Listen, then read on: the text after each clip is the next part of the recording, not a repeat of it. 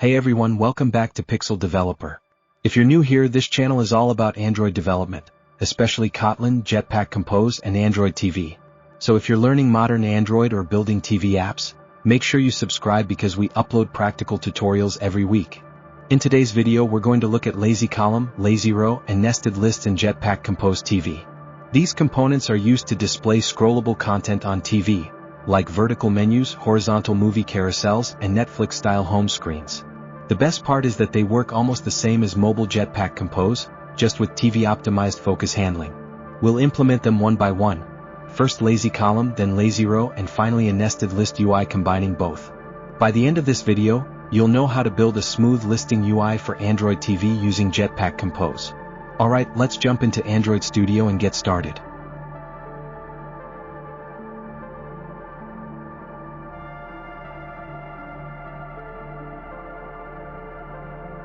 So we already have our UI structure ready for the listing screen, and we also created some dummy data with model classes. Rather than focusing on the overall UI again, we're now going to concentrate only on the listing part. Let's start with LazyColumn. LazyColumn is a vertically scrolling list that composes and lays out only the items that are currently visible on the screen, which makes it very efficient for large lists. The content block inside LazyColumn gives us a DSL to add different types of items. For example, we can use item to add a single item and items, or items count to add a list of repeated items. So let's create our LazyColumn, and we'll add some padding and vertical arrangement modifiers to make it look clean. After that, we'll use items count, which allows us to define how many items we want to show.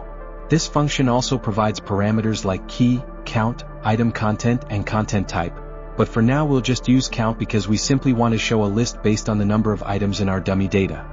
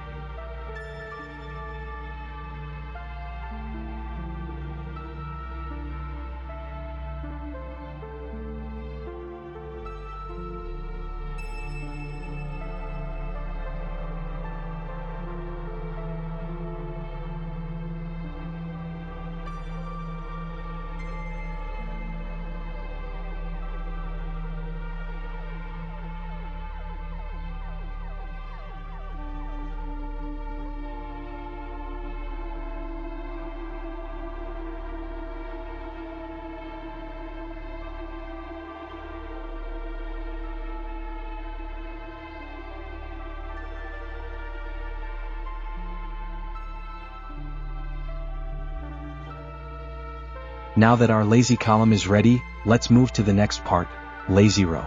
LazyRow works almost the same way as LazyColumn, but there's one key difference.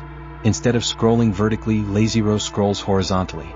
LazyRow is a horizontally scrolling list that only composes and displays the items that are currently visible on the screen, just like LazyColumn. Inside LazyRow, we also get a DSL where we can add different item types. We can use item ifs to show a single item, and items, or items count, to show multiple items in a row. So now we'll set up our LazyRow in almost the same way.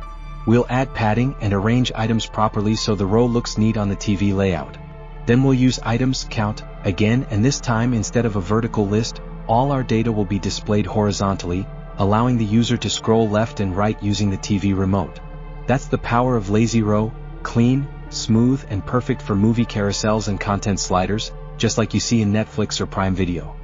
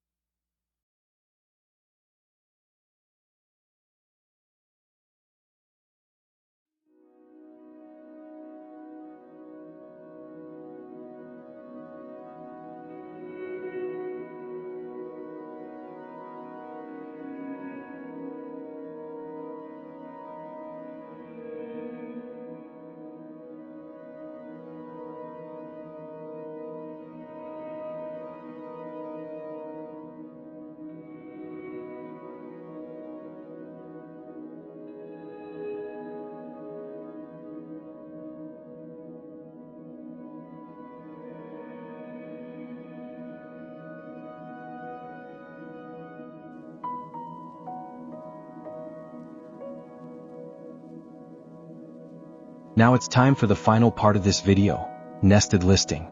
This is one of the most popular patterns in TV apps, and you'll instantly recognize it from platforms like Prime Video, Netflix, and Hotstar. In a nested listing, we show a vertical list of categories, and inside each category we show a horizontal list of videos.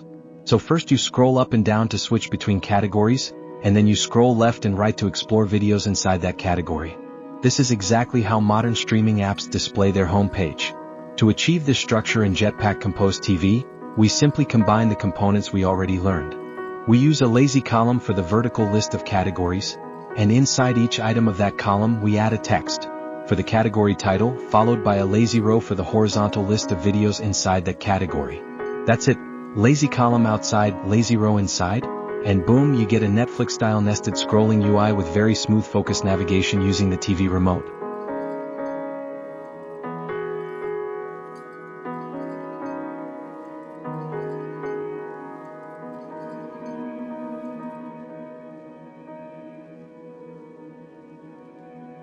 Alright, that's a wrap for this video.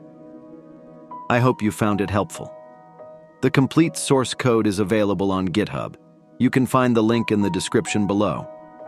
If you enjoyed the video, don't forget to like and comment your thoughts or any questions you have. Make sure to subscribe to the channel and hit the notification bell so you never miss an update. And hey, follow us on Instagram for more updates, behind-the-scenes content, and coding tips. Thanks for watching. Keep coding, and I'll see you in the next one. Happy coding.